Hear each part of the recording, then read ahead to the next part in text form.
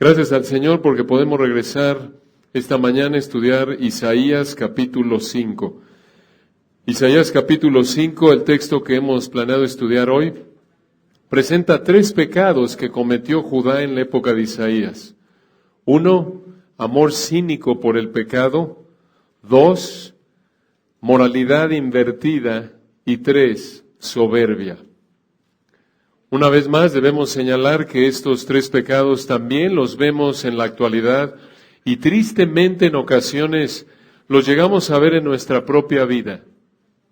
Vamos a verlos con cierto detalle para ser fortalecidos por el Espíritu Santo mediante las Escrituras para identificarlos y evitarlos. Vamos entonces a Isaías capítulo 5 y vamos a retomar nuestro estudio en el versículo 18. Isaías 5, versículo 18. Les recuerdo que este capítulo 5 de Isaías fue predicado por Isaías durante el reinado del rey Usías, alrededor de los años 790 al 739 antes de Cristo. Este capítulo 5 concluye un mensaje que Isaías comenzó predicando en el capítulo 2. Y recuerden que en Isaías 5 encontramos en todo el capítulo, recordándoles la estructura del capítulo, en Isaías 5 encontramos 2 realidades de Israel que te advierten contra el pecado. Vimos en los versículos 1 al 7, en primer lugar, que Israel es comparada a una viña estéril. Y en segundo lugar, estamos estudiando en los versículos 8 al 30, que Israel es condenada por su pecado.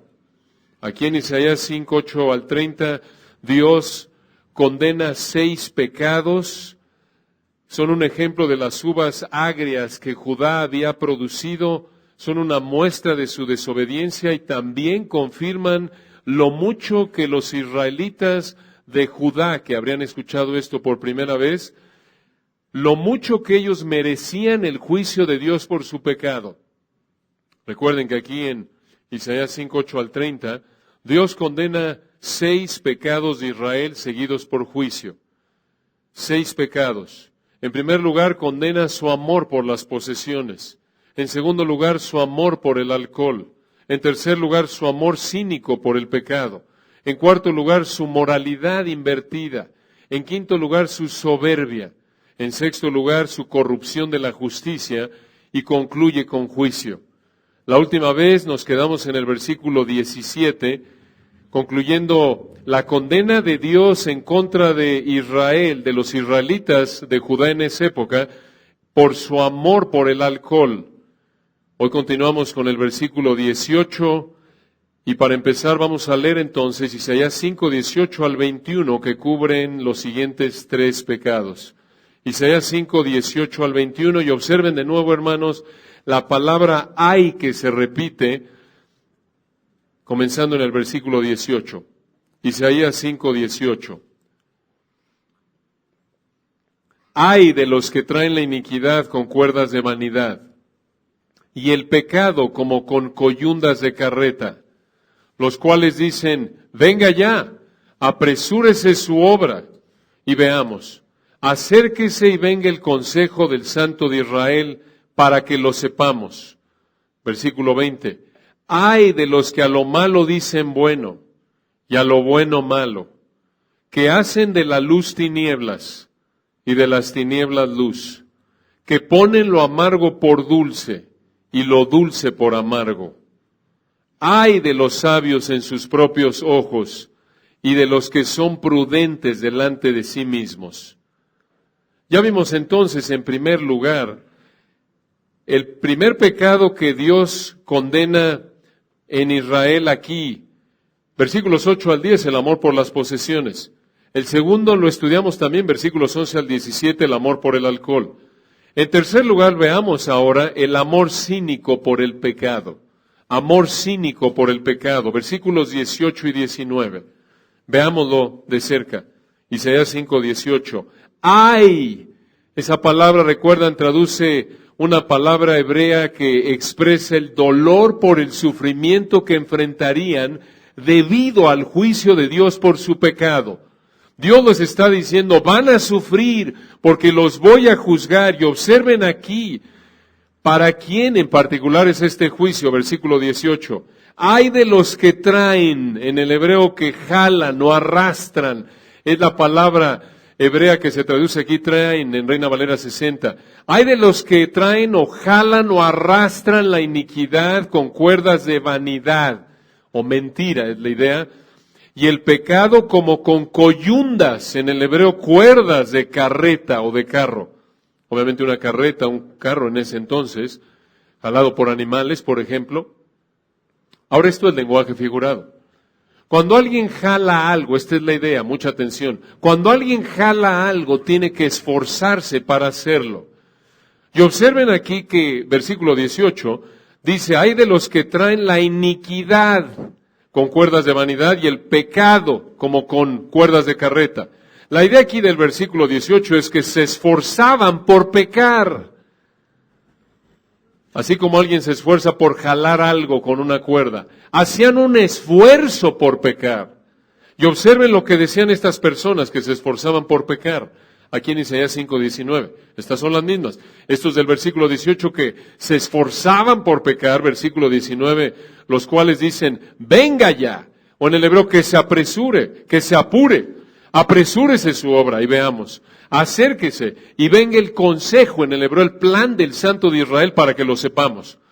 Estas personas se estaban burlando de Dios. Observen que en el versículo 18 se están esforzando por pecar y en el 19 dice, bueno, que se vea la obra de Dios. En otras palabras, lo estaban desafiando, se estaban burlando de él, lo estaban retando para que Dios hiciera algo y así les probara que Dios era real. Estaban, en otras palabras, tentando a Dios y mostrando incredulidad. Estaban esforzándose por pecar y al mismo tiempo, versículo 19, decían, a ver si es cierto, Dios, haz un milagro, muestra que tú eres Dios, muestra que eres real. Aquí vemos una actitud característica del incrédulo, no cree a la palabra de Dios, se esfuerza por pecar y al mismo tiempo, cuando escucha, por ejemplo, el evangelio predicado, pide pruebas. A ver, enséñame, a ver si es cierto. A ver, dame una prueba milagrosa para creer que esto es verdad, que la Biblia es verdad. Pero obviamente no es sincero su deseo de ver un milagro, aun con pruebas milagrosas no cree. Vamos por un momento al Evangelio de Mateo para ver una ilustración de esta actitud de amor cínico por el pecado. Vamos a Mateo 27, versículos 39 al 43. Mateo 27, aquí estamos en la cruz. Mateo 27, 39. Nos adelantamos unos 700 años de Isaías 5 hasta llegar alrededor del año 30 después de Cristo. Aquí está el Señor en la cruz, Mateo 27, versículo 39. Mateo 27, 39. Y ese viernes de la Semana de la Pasión está en la cruz y observen esta actitud de amor cínico por el pecado en Mateo 27, 39. Y los que pasaban le injuriaban, en el griego le calumniaban, le insultaban, quiere decir eran irrespetuosos, meneando la cabeza. Versículo 40, y diciendo, tú, hablándole al Señor en la cruz, tú que derribas el templo y en 3 días lo reedificas, sálvate a ti mismo. Si eres hijo de Dios, desciende de la cruz. De esta manera, versículo 41, también los principales sacerdotes, escarneciéndole, quiere decir en el griego, burlándose, con los escribas y los fariseos y los ancianos, esto es, todos los líderes judíos religiosos, incrédulos, observen lo que le decían, versículo 42, a otro salvó, a sí mismo no se puede salvar. Si es el Rey de Israel, descienda ahora de la cruz y creeremos en él. Están mintiendo, no le habrían creído, esto era una burla. Lo sabemos porque el versículo 41 dice, observen de nuevo, de esta manera también los principales sacerdotes escarneciéndole. Están blasfemando contra el Hijo en el versículo 42 y ahora observen en el versículo 43 cómo blasfeman contra el Padre. Mateo 27, 43. Confío en Dios, líbrele ahora si le quiere, porque ha dicho soy hijo de Dios. Unos blasfemos, mostrando su amor cínico por su pecado, retando al Señor, desafiándolo, que probara si era hijo de Dios, siendo librado por el Padre ahí de la cruz, y versículo 42, descendiendo de la cruz. Y ahora observen, aparte de los mismos líderes religiosos judíos que le dijeron al Señor que bajara de la cruz y entonces creían en Él, observen en Mateo 27, 59, cómo respondieron ante la resurrección. Mateo 27, 59, unos versículos más adelante, ya que el Señor murió, y en Mateo 27, 59, y tomando José el cuerpo, José de Arimatea, lo envolvió en una sábana limpia. Y Mateo 27, 60, y lo puso en su sepulcro, esto es su tumba nuevo, la tumba era nueva, que había labrado en la peña. Y después de hacer rodar una gran piedra a la entrada del sepulcro, se fue. Mateo 27, 61. Y estaban allí María Magdalena y la otra María, sentadas delante del sepulcro. 62. Al día siguiente, esto es el sábado, el día de reposo, recuerden el Señor murió el viernes, lo sepultan, y al día siguiente, versículo 62, el sábado, que es después de la preparación, esto es el viernes, cuando murió el Señor, se reunieron los principales sacerdotes y los fariseos ante Pilato. En esencia, estos son parte de los mismos del versículo 41 al 43, los que le habían pedido que bajara de la cruz y creerían los que dijeron que lo librara Dios. Estos hombres, observen, van a buscar a Pilato y le dicen, versículo 63, a Pilato, Señor, nos acordamos que aquel engañador dijo, viviendo aún después de 3 días resucitaré. Observen todavía su actitud blasfema, incrédula, refiriéndose al Rey de la Gloria como engañador. Y entonces estos hombres observen lo que le piden a Pilato, versículo 64. Mateo 27, 64. Manda pues que se asegure el sepulcro hasta el 3er día. No sea que vengan sus discípulos de noche y lo hurten y digan al pueblo, resucitó de entre los muertos, y será el postrer error, en el griego engaño, peor que el primero. Y Pilato les dijo, ahí tenéis una guardia, se refiere a un grupo de soldados, id, aseguradlo como sabéis. Entonces ellos fueron y aseguraron el sepulcro, sellando la piedra y poniendo la guardia. Ahora, al sellar la piedra, habían colocado un sello oficial de cera sobre una cuerda.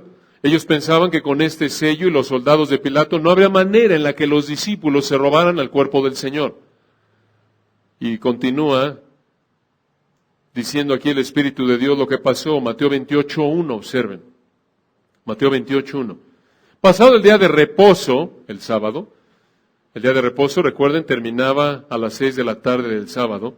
Pasado el día de reposo, al amanecer del primer día de la semana, este es el domingo, vinieron María Magdalena y la otra María a ver el sepulcro. Y versículo 2.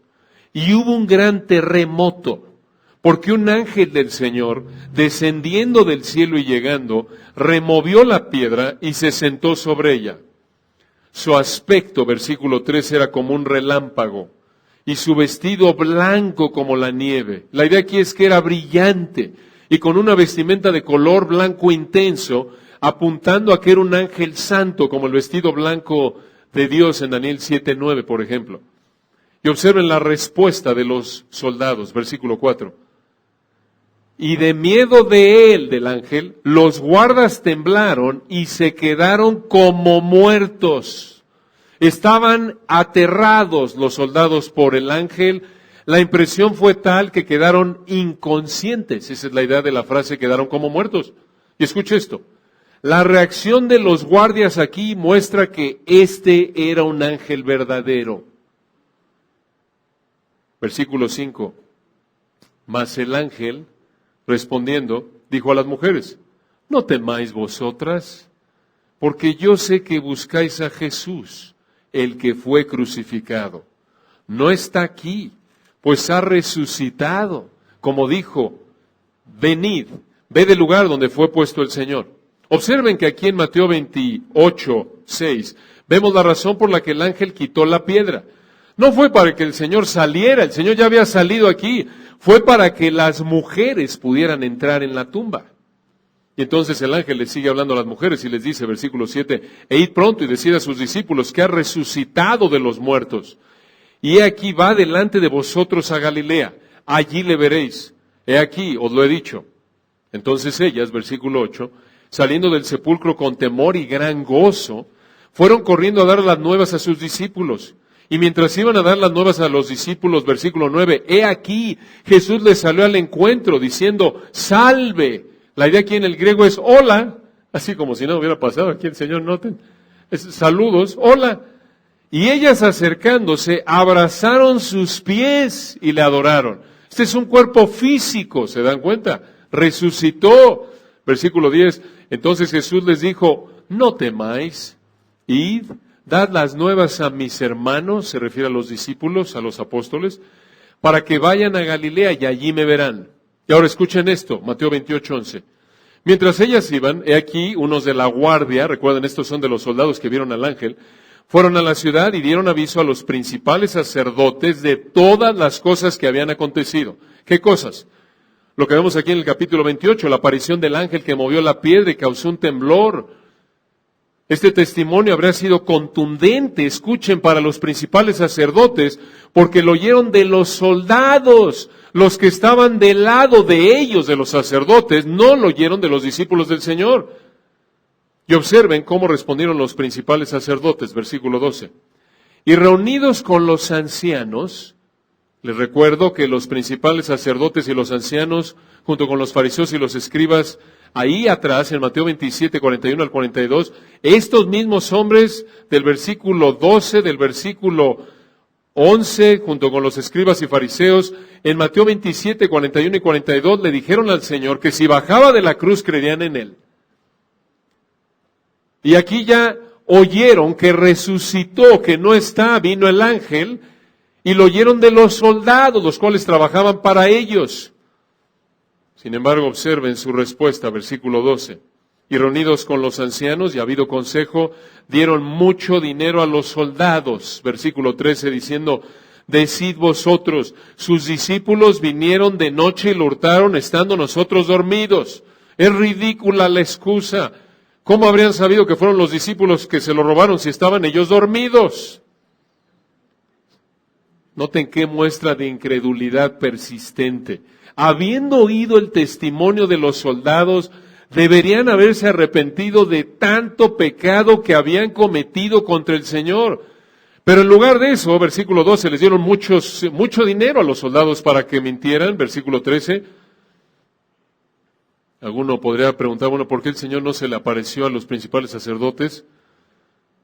Bueno, hermanos, es interesante mencionar que las apariciones del Señor entre su resurrección y ascensión solo fueron a creyentes, no incrédulos. ¿Por qué?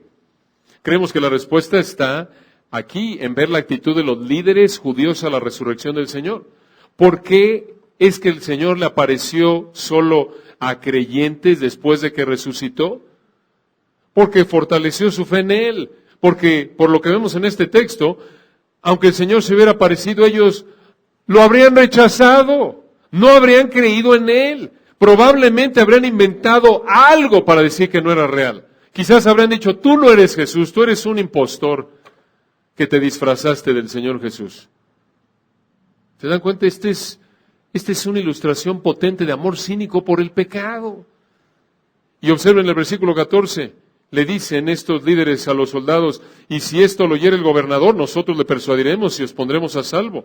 Y en el versículo 15, ellos, los soldados, tomando el dinero, corruptos, hicieron como se les había instruido. Este dicho se ha divulgado entre los judíos hasta el día de hoy. Ahora observen otro texto, ahí en Lucas 16, 27. Lucas 16, 27, observen otro texto que refleja este amor cínico por el pecado. Lucas 16, 27, y esto en la parábola del rico y Lázaro. Aquí en Lucas 16, 27, el Señor está presentando la parábola del rico y Lázaro, y aquí recuerdan, el rico y Lázaro ya murieron, y el rico le dice a Abraham, estando el rico en el infierno. Lucas 16, 27. Entonces, este es el rico, Lucas 16, 27, le dice a Abraham, quien está en el cielo aquí en esta parábola. Entonces le dijo, te ruego pues, Padre, que le envíes a la casa de mi padre. Esto es, el rico le dice a Abraham, manda a Lázaro que está ahí en el cielo, mándalo a la casa de mi padre. Esto es, que resucite, porque ya habían muerto, y que vaya a mi familia. ¿Por qué quería esto el rico en el infierno? Porque Lucas 16, 28, porque tengo 5 hermanos, para que les testifique, a fin de que no vengan ellos también a este lugar de tormento.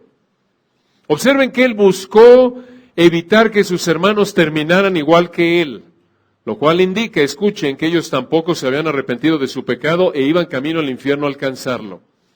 Entonces el rico, observen, le pide a Abraham en el 27 y 28 que mande a Lázaro para testificarle a sus hermanos, y observen cómo le respondió Abraham. Lucas 16, 29. Y Abraham le dijo al rico: a Moisés y a los profetas tienen, óiganlos. ¿Qué es Moisés y los profetas? El Antiguo Testamento. Es una división judía del Antiguo Testamento, según Lucas 24, 27. ¿Qué le está diciendo aquí Abraham al rico? Le está diciendo esto, mucha atención. El Antiguo Testamento, las Escrituras que tenían hasta ese entonces, las Escrituras eran suficientes para que sus hermanos tuvieran la información suficiente para que fueran advertidos. Y al ser advertidos de que si no se arrepentían de sus pecados, iban a terminar sufriendo igual que él. Entonces, en el versículo 29, Abraham no iba a enviar a Lázaro para advertirle a sus hermanos. Ya tenía en el Antiguo Testamento. Pero observen cómo responde el rico Abraham, versículo 30. Él entonces dijo: no, padre Abraham, pero si alguno fuere a ellos de entre los muertos, se arrepentirán. ¿Qué es esto? El rico muestra que él sabía que sus hermanos no querían creer a las Escrituras. Y esto también indica que el rico sabía cómo evitar estar en el infierno al arrepentirse de sus pecados. Por eso le dice ahí, vean versículo 30 de nuevo, él entonces dijo: no, padre Abraham, pero si alguno fuera ellos de entre los muertos, se arrepentirán. Él también aquí muestra que él pensó que si tan solo sus hermanos vieran a alguien resucitado, se arrepentirían. El rico pensó que las Escrituras no eran suficientes para que sus hermanos se arrepintieran. Él pensó que sus hermanos necesitaban una muestra milagrosa, una prueba sobrenatural, como ver a un hombre que estuvo en el cielo y que resucitó, y que les dijeran: yo estuve en el cielo y vi a su hermano, está en el infierno y me mandó para advertirles que se arrepientan y no terminen en el infierno como él, sino arrepintiéndose terminen en el cielo como yo. Pero observen cómo lo responde Abraham, versículo 31. Mas Abraham le dijo: si no oyen a Moisés y a los profetas, otra vez, si no oyen las Escrituras, si no oyen el Antiguo Testamento, versículo 31, tampoco se persuadirán aunque alguno se levantare de los muertos. Esta es la razón, desde el punto de vista de Lucas 16:31, por la que los líderes judíos en Mateo 27 no creyeron. Aquí hay dos principios vitales, hermanos, en Lucas 16:31. Uno, cuando alguien no se arrepiente, habiendo oído el Evangelio, habiendo oído las Escrituras, no es por falta de información, sino por amor a su pecado, porque no quiere arrepentirse. Recuerden que arrepentimiento significa dejar el pecado y venir en obediencia a Dios. Cuando alguien no se arrepiente, habiendo oído el Evangelio, habiendo oído las Escrituras, no es porque le falta información, no es porque le falta algún tipo de verificación o confirmación, no, es por un amor cínico hacia el pecado. Y obviamente decimos cínico porque si se atreve a decir: bueno, no estoy convencido, a ver, que Dios me muestre con alguna manera sobrenatural, como los incrédulos de Isaías y los incrédulos religiosos judíos de Mateo 27 y 28.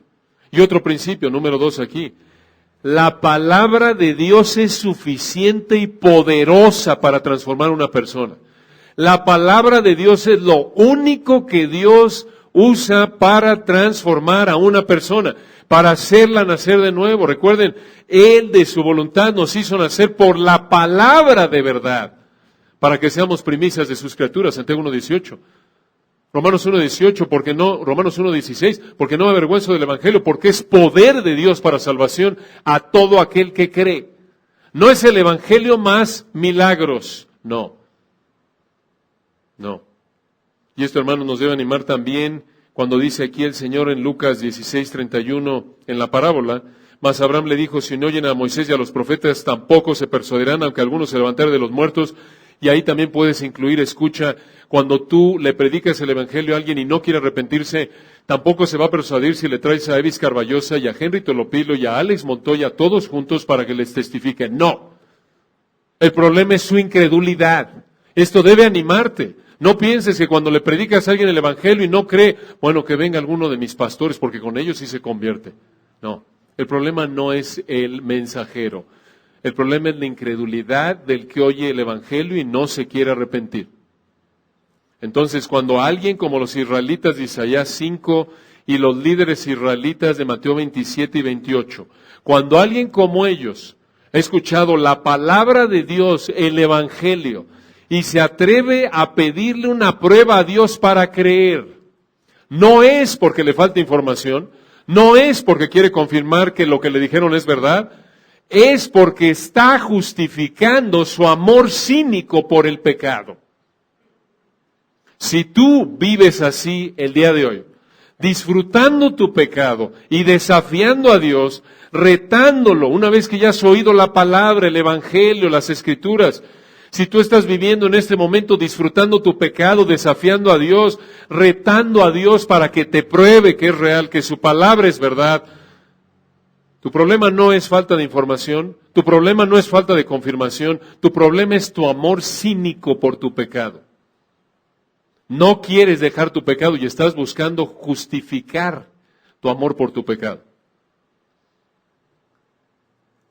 Necesitas dejar tu pecado y creer en el Señor Jesucristo tal como lo revelan las Escrituras.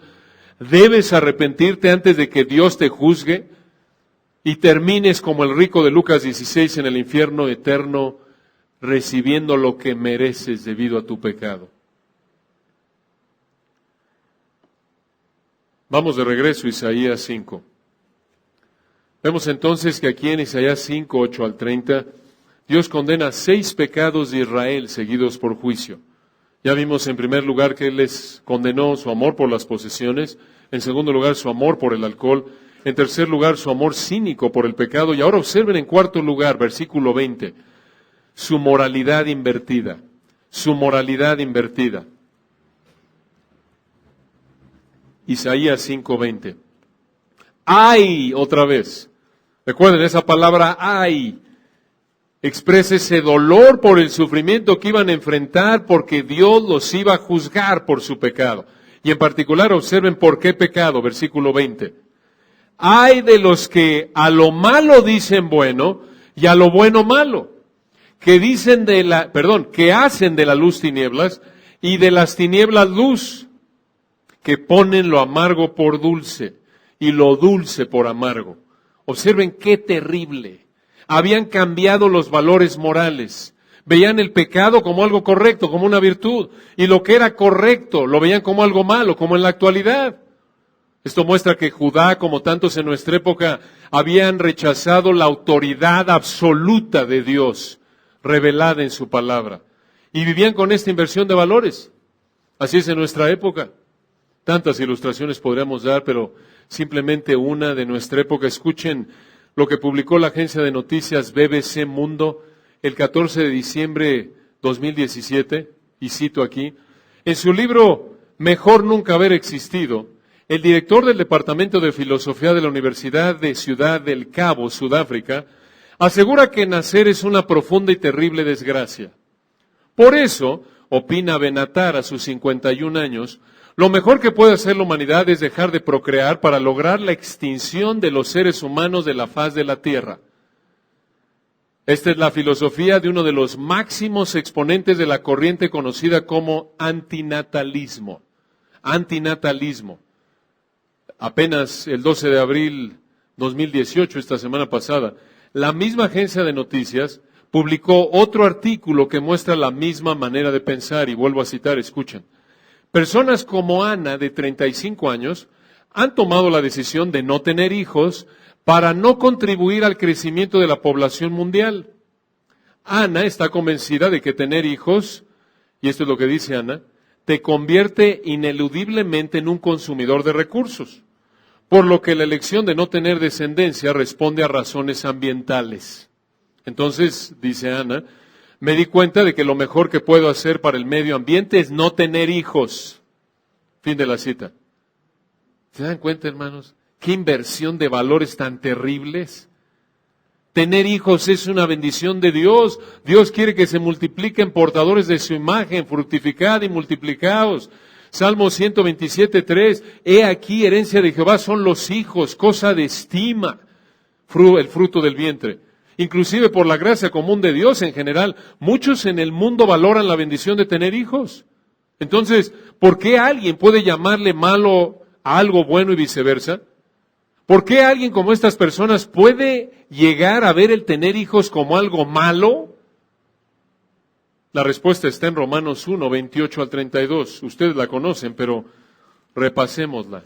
Romanos 1, 28. ¿Por qué alguien puede invertir los valores de esta manera? Romanos 1, 28. Recuerden que aquí el Espíritu de Dios a través de Pablo está mostrando la pecaminosidad de la humanidad, su necesidad de ser salvos por la fe.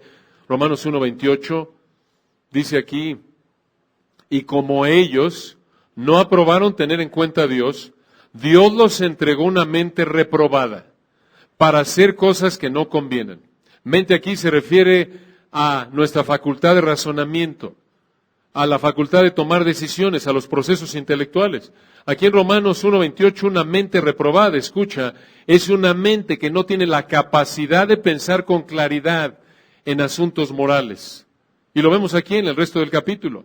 Y la idea aquí de Romanos 1:28 es que, lo vemos esto desde el versículo 18, no lo vamos a leer, lo pueden repasar después, pero la idea aquí del versículo 28 es esta.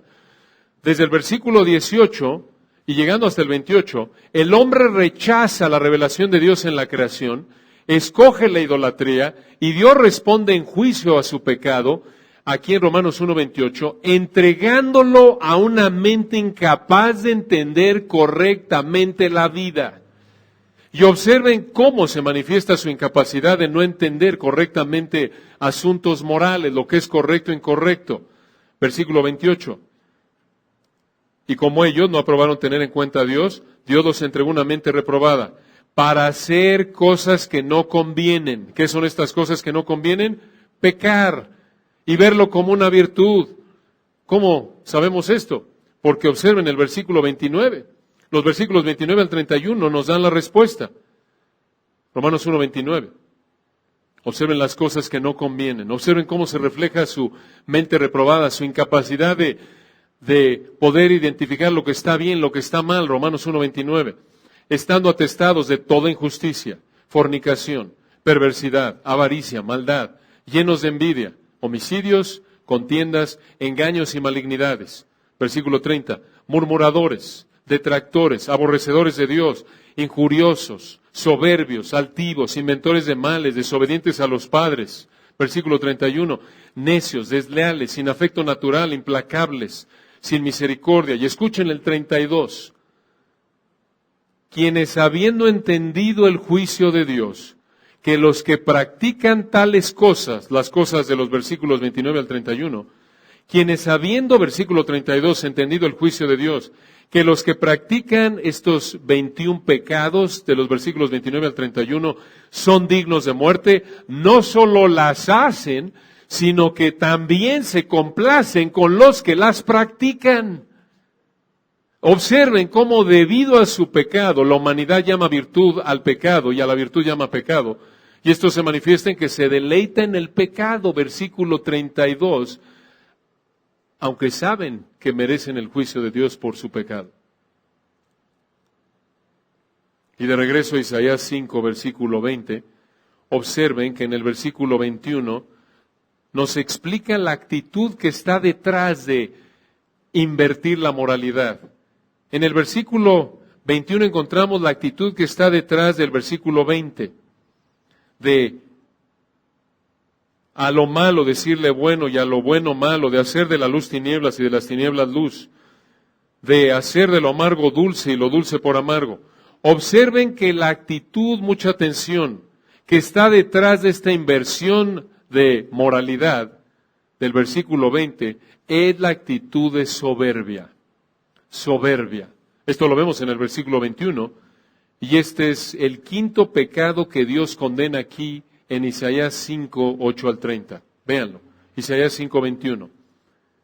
Ay, otra vez, les va a doler, van a sufrir porque Dios los va a juzgar, y en particular observen a quiénes, versículo 21. Ay de los sabios en sus propios ojos y de los que son prudentes delante de sí mismos. ¿Qué actitud está detrás de pensar que alguien es sabio? Obvio, a sus propios ojos, verse a uno mismo como sabio y prudente. Soberbia. Estos eran soberbios. Creían que lo que pensaban y hacían era lo correcto y los demás estaban mal. De nuevo, aquí el versículo 21 muestra esta actitud soberbia que refleja o que explica por qué en el versículo 20 habían ellos inventado sus propios estándares morales.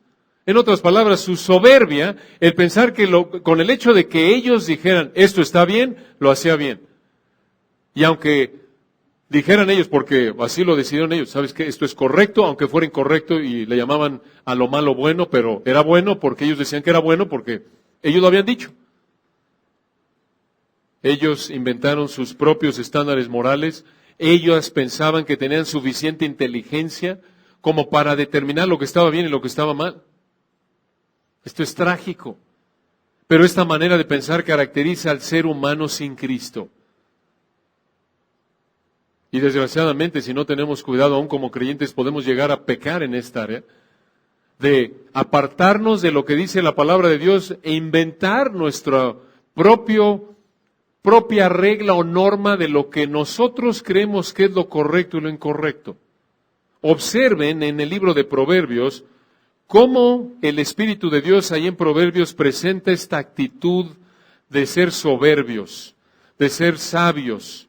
¿Cómo se refleja esta actitud de soberbia manifestada en ser sabios a nuestros propios ojos o ser sabios en nuestra propia opinión? Observen Proverbios 12, versículo 15. Proverbios 12, 15. Dice aquí en Proverbios 12, 15, el camino del necio. Un necio en Proverbios es alguien que es desobediente a Dios, rechaza a Dios. Dice aquí, el camino del necio, del desobediente a Dios, escuchen, es derecho en su opinión. Esa frase es derecho en su opinión. En el hebreo significa es correcto a sus propios ojos. Aquí está diciendo el texto, el camino, la vida, lo que hace el desobediente a Dios es correcto a sus propios ojos. Contraste, versículo 15 al final, mas el que obedece al consejo es sabio. Este necio aquí, Proverbios 12:15, piensa que no necesita instrucción y reprensión, menosprecia el consejo. Él es lo opuesto al sabio, el sabio es humilde, oye consejo, se somete a la palabra de Dios, como lo muestra el resto del libro de Proverbios. Vean allá adelante Proverbios 16:25. Avancen unos 4 capítulos, Proverbios 16:25. Y vean algo más de esta manera de pensar soberbia, de ser sabios a nuestros propios ojos. Proverbios 16:25. Hay camino que parece derecho al hombre, pero su fin es camino de muerte. Ahora escuchen este proverbio tan rico. Si el camino termina en muerte, esto implica que este es un camino de pecado. Porque a lo largo de Proverbios y a lo largo de la Biblia, vemos que la paga del pecado es ¿qué? Muerte. Y el pecado puede tener consecuencias, conlleva consecuencias de muerte física y de muerte eterna, claro, muerte espiritual también, claro. Pero observen en el versículo 25 de nuevo lo que dice, Proverbios 16:25. Hay camino que parece derecho al hombre, pero su fin es camino de muerte. Este hombre está engañado. Lo que piensa que es derecho no es más que una ilusión.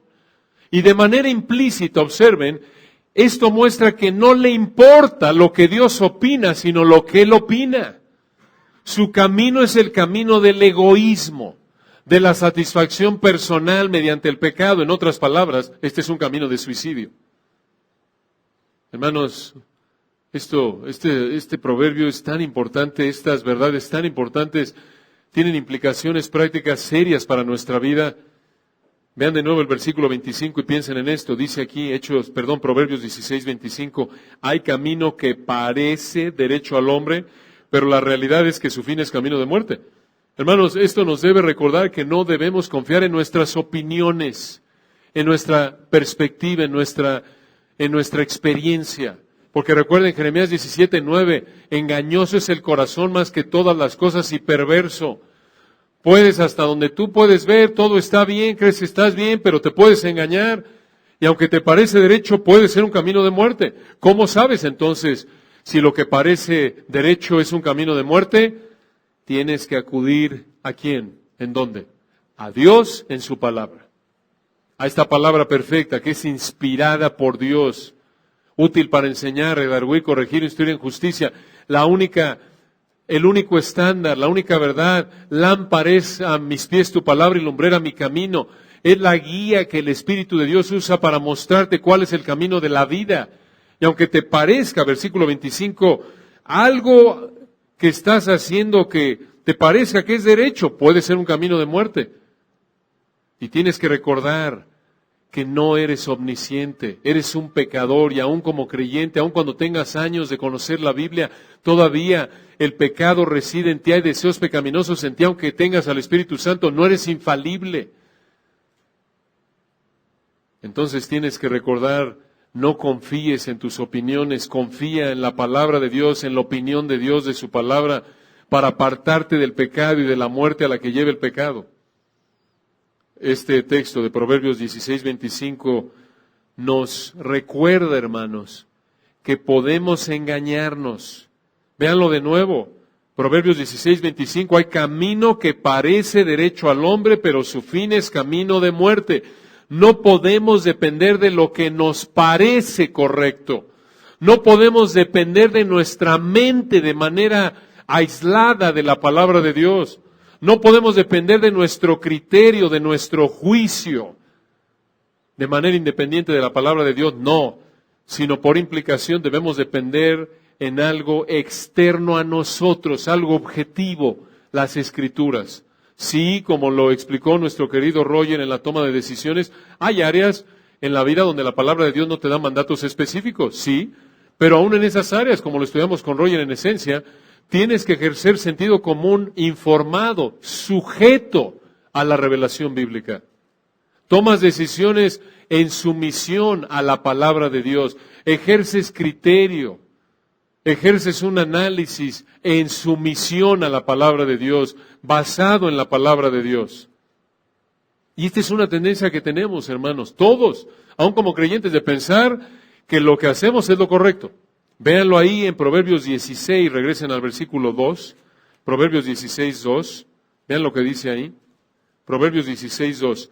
Todos los caminos del hombre son limpios en su propia opinión, pero Jehová pesa, o en el hebreo examina los espíritus. La idea aquí son los motivos. En su opinión, el ser humano cree que está bien en lo que hace, pero Dios conoce las intenciones. Y de nuevo, hermanos, debido a nuestros deseos, nuestra tendencia pecaminosa, aún como cristianos tendemos a pensar que estamos bien. Y esta es una razón, como lo vemos en Proverbios, por la que en la multitud de consejeros está la sabiduría, por la que es tan importante que tú como marido, como mujer, entiendas que no eres infalible, que el consejo de tu cónyuge, el consejo de personas que conocen la palabra de Dios, te puede ayudar, te puede sacudir en algún área donde eres tendencioso y quieres hacer lo que quieres y te justificas. Observen, para terminar, Proverbios 3. Proverbios 3. Noten cómo este texto nos manda a hacer lo contrario. Proverbios 3, versículo 7. Hermoso texto. Probablemente este es uno de los textos mejor conocidos del libro de Proverbios. Proverbios 3, 7. Aquí Salomón le dice a su hijo, no seas sabio en tu propia opinión. En el hebreo, no seas sabio en tus propios ojos. En esencia, no seas soberbio. No creas que lo que tú haces está bien por el hecho de que tú dices que está bien. Y esta es la frase que Pablo aplica en Romanos 12, 7 al cristiano. En lugar de ser soberbio, versículo 7, observen, no seas sabio en tu propia opinión. Teme a Jehová y apártate del mal. Dos imperativos. Uno, teme a Jehová. Temer a Dios significa dos cosas: tener un asombro reverente hacia Dios, y dos, temer su juicio si pecas. Teme a Jehová. ¿Cómo vas a tener un asombro reverente hacia Dios y cómo vas a temer su juicio si pecas? Necesitas conocer a Dios a través de su palabra. En Deuteronomio 17, Dios mandó al rey bajo el antiguo pacto que tenía que estudiar diario, estar leyendo la palabra de Dios para que aprendiera a temer a Dios. Proverbios 2 igual. ¿Dónde aprendes a temer a Dios? En su palabra, estudiando. Hermanos, escuchen, esta es nuestra tendencia, y de ser sabios en nuestra propia opinión. Y nuestro problema de fondo, si eres un cristiano genuino, es porque no estudiamos suficiente la palabra y o no la obedecemos. Y el texto nos dice, versículo 7, teme a Jehová y apártate del mal, segundo imperativo. Si hiciéramos esto, hermanos, ¿cuántos problemas nos evitaríamos? De hecho, observen el versículo 8. El Espíritu de Dios a través de Salomón le dice a su hijo, versículo 7, no seas sabio en tu propia opinión, teme a Jehová y apártate del mal. Y noten, hay un beneficio en esto, versículo 8, porque será medicina a tu cuerpo y refrigerio para tus huesos. ¿Qué quiere decir esto? Hay un bienestar físico para el que, versículo 7, no es sabio en su propia opinión. Para el que no es soberbio, sino que teme a Dios y se aparta del pecado, hay un beneficio físico, versículo 8. ¿Cómo? Como principio general vas a disfrutar de la paz y tranquilidad que trae una conciencia en paz, libre de culpa. Probablemente esto va a ayudar tu salud, probablemente no duermes bien porque no estás temiendo a Dios y no estás apartándote del mal y por lo tanto no hay paz en tu vida, no hay tranquilidad, no estás disfrutando del fruto del Espíritu. También obedecer a Dios puede evitarte problemas físicos que Dios trae como disciplina a tu vida. Recuerden los corintios, en 1 Corintios 11, que participaron indignamente de la mesa del Señor, y habían muchos debilitados, enfermos, y aún muchos Dios los había matado como disciplina. También puedes evitar tanto sufrimiento por lo que conlleva el pecado. Entonces no seas un necio, no seas soberbio pensando que lo sabes todo y que tu opinión es la correcta. Obviamente, si la palabra de Dios lo enseña, es lo correcto, pero si tienes la actitud correcta, vas a decir, esto es lo que enseña la palabra de Dios. Que quede claro, cuando dices, ¿sabes qué? El Evangelio es la única manera de llegar a Dios, alguien no te puede venir a acusar en el mundo y decir, eres un soberbio, porque dices que solo tu Dios y tu religión es la única correcta. ¿Sabes qué? No estás siendo soberbio ahí, porque es lo que dice Dios en su palabra, tú no lo inventaste. ¿Se dan cuenta? Si Dios dice, no matarás, está mal matar, y no está siendo soberbio decir, tú dices que está mal matar. No, yo no lo digo, ¿quién lo dice? Dios, ¿se dan cuenta? El problema, por ejemplo, es cuando en asuntos de opiniones creemos que estamos bien y los demás están mal. Eso muestra soberbia. Por ejemplo, ¿sabes que si no te paras diario, te tienes que parar a las 5 de la mañana a orar, tomarte un licuado de plátano con huevo y avena, tienes que desayunar huevos, tienes que ponerle chía a tu avena, y tienes que hacer ejercicio a las 8 de la mañana y estar oyendo 3 sermones al día? Si no lo haces, estás en pecado. Momento. Esa es tu opinión. ¿No es cierto? Y si no compras tu ropa en tal tienda, eres un impío que está tirando el dinero. ¿Te das cuenta? ¿Eso es soberbio, no es cierto? No. La norma es la palabra de Dios y debemos humillarnos, someternos a ella. Oremos y seguimos la próxima semana, si Dios quiere. Padre, gracias por tu palabra, gracias por estas verdades tan ricas y gracias por tu Espíritu que nos da el deseo y la capacidad de entenderlas. Oramos que nos examines, que nos examinemos en estas áreas. Si hay alguien en esta mañana que no te conoce, aunque sea religioso, que abra su entendimiento y lo lleves al arrepentimiento y la fe en ti y en el Señor Jesucristo. Y Padre, aquellos que son parte de tu iglesia, aquellos que has salvado por la fe, oramos que abra sus ojos para que puedan identificar si en su vida hay pecados de este tipo, como amor cínico por el pecado, que están esperando algún tipo de prueba tuya para dejar algún pecado están invirtiendo algún valor, alguna verdad bíblica, o están manifestando soberbia. Gracias, Señor, por esta mañana, por el privilegio que nos diste de adorarte juntos en este servicio. Pedimos que nos fortalezcas a través de tu palabra, por tu Espíritu, para serte fieles esta semana. Seamos testigos fieles de tu palabra, de tu evangelio, en lo que decimos, en lo que vivimos, para que tú, nuestro glorioso Señor Jesucristo, seas glorificado. Amén. Que Dios los bendiga, hermanos. Estamos despedidos.